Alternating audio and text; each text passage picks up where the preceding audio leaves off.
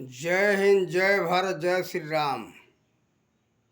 आज का विषय है शिक्षण केंद्र के लिए लोग स्थान ढूंढते, लेकिन स्थान अब वो समय है कि स्थान ढूंढने की कोई आवश्यकता नहीं है। भारत में बहुत से स्थान हैं और विद्यालयों में बहुत विशेष खर्चा करने की ज़रूरत नहीं है।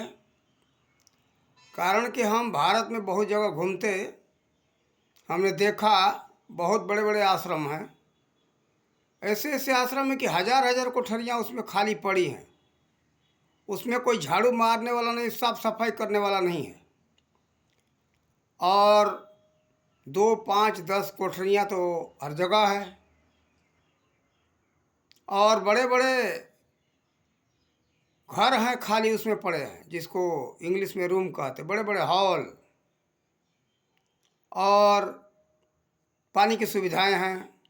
लेकिन ऐसे ऐसे बड़े बड़े आश्रमों में हमने देखा क्या है, एक महंत, दूसरा पुजारी, या तो कोठारी और भंडारी, 3-4 लोग। बहुत ज़्यादा से ज़्यादा आश्रमों में 2-2 लोगों की ही हम देखते हैं। खाली पड़ा हुआ जगह, वहाँ कोई रहने वाला नहीं, किसी को रहने भी नहीं देते। तो हम सरकार से और समाज से यही कहेंगे, इसके लिए कोई परेशान होने की ज़रूरत नहीं है, जगह ढूंढने की ज़रूरत नहीं है, घर बनाने की ज़रूरत नहीं है। सब बना बनाया है, उसमें थोड़ा सा परिवर्तन करके, साफ सफाई करके वहाँ गुरुकुल खोलना ज़रूरी है।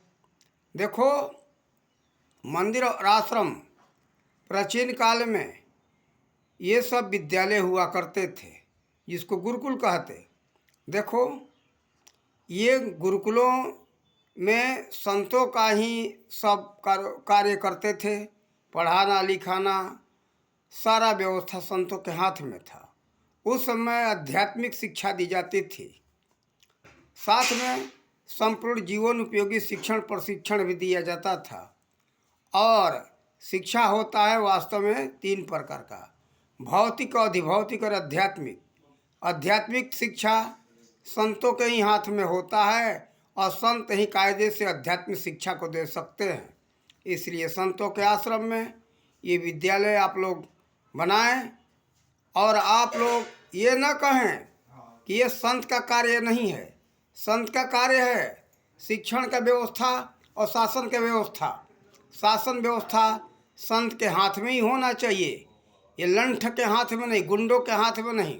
ये गुंडे और लंठ देश को क्या चलाएंगे, देश को बर्बाद कर देंगे। ये लोग अपने लूटने के लिए संतों के आँख में धूल झोंक रहे हैं कि संत के हाथ में शासन व्यवस्था नहीं होना चाहिए।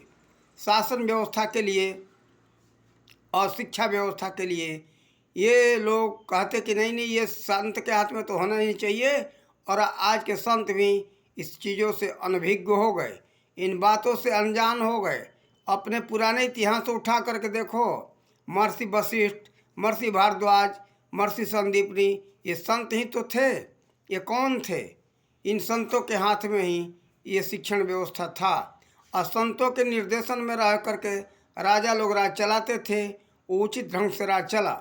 जैसे महर्षि वशिष्ठ के निर्देशन में भगवान श्री राम के कई पीढ़ियां राज चली है।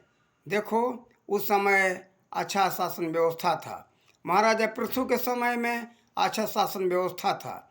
महाराजा हरिश्चंद्र के समय में अच्छा शासन व्यवस्था था। कारण कि ये सब संत थे। महाराजा पृथु तो भगवान के अवतार ही माने जाते हैं। भगवान श्री राम तो परमात्मा के अवतार ही माने जाते हैं। इनके समय के राम राज्य का कल्पना आज के लोग कर रहे हैं। तो देखो, ये ब्रह्मज्ञानियों के ही हाथ में शासन व्यवस्था होना चाहिए, तभी समाज का व्यवस्था सुचारू रूप से चल सकता है।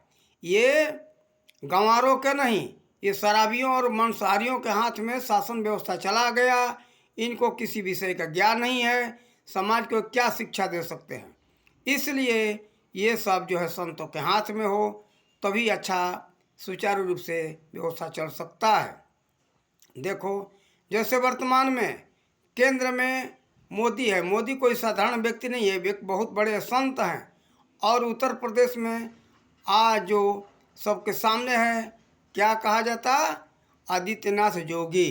जोगी हैं और वो नाथ मत से हैं, लेकिन नाथ मत से कोई बात नहीं है, कोई मत हो, लेकिन है संत।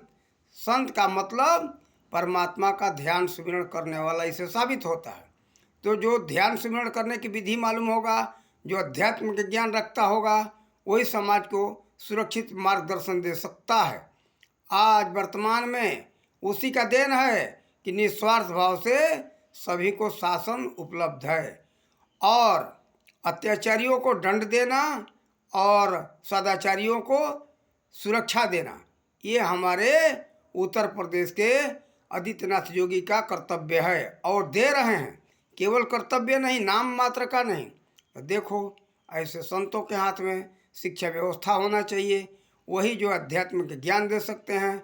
किसी के दूसरे के पास में अध्यात्म का ज्ञान नहीं होता है, जो सारी बातें उन सब के हाथ में होता है।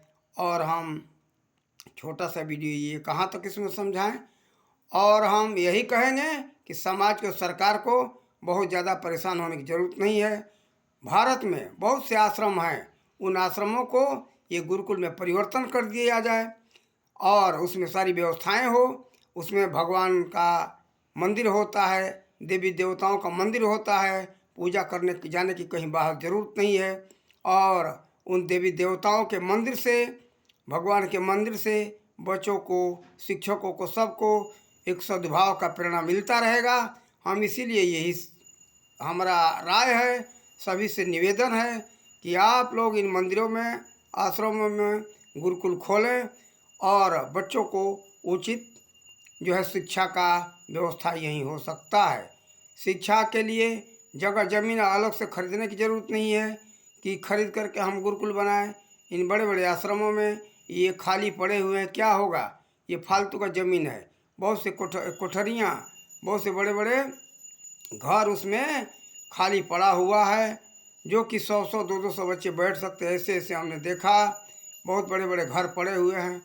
और उसी को आप लोग परिवर्तन कर दो गुरुकुल में। गुरुकुल जो है संतों का विषय है और यही संत उसका मार्गदर्शन दें, और जो संत विरोध करे उसको वहाँ से हटाओ। और समाज से हम यही निवेदन करते, ये आलसी लोगों का विषय नहीं है। आलसी जो विरोध करता है कि यहाँ विद्यालय नहीं होना चाहिए, उसको हटाओ और लेकर के शिक्षण संस्थान उन सबको समाज और सरकार मिल करके उसको बनाए। और बहुत ज़्यादा परेशान होने की ज़रूरत नहीं है। हम समाज से सबसे ये निवेदन करेंगे। जय हिंद, जय भारत, जय श्री राम।